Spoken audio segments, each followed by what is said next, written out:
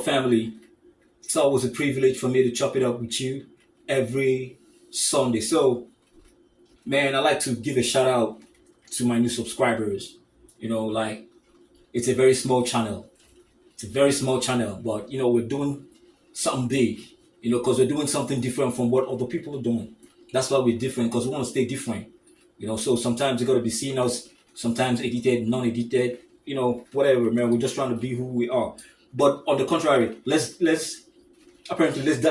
chime into this because let me chime into this because this misconception, how do dichotomy, let me put it like that, with wristwatches when it comes to the stylish wristwatches and your aesthetic wristwatches. The vintage wristwatches and the priceless wristwatches where you have your Philippe Patek, you have your Omega, you have your Target, you have your Cartier. So those are just like your normal aesthetic wristwatches. They're very expensive.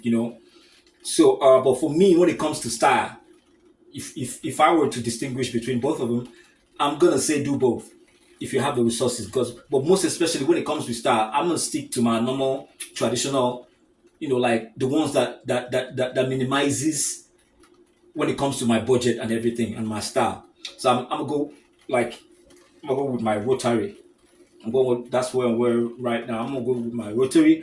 Then I can go with the leather Rolex Day. I'm not talking about the one on the other side, the bling bling. No, that's not what I'm talking about. I'm talking about the ones that look stylish.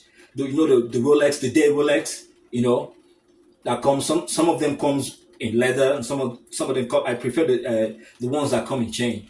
The James Bond kind of matured, gives you an air of confidence, like like a dude that knows what he's doing. I'm talking about. I'm most especially talking about if you're in your 40s and your 50s. I don't want to see you dress up like this and you're wearing a bling Rolex. It makes you look very rough, and it makes you look like you're trying to look young, just like people always say. When it comes to me, I'm not trying to. This is as well as being stylish. I'm trying to entertain you too. So this is part of what we do here, So, but that's not even. Let's get back into it.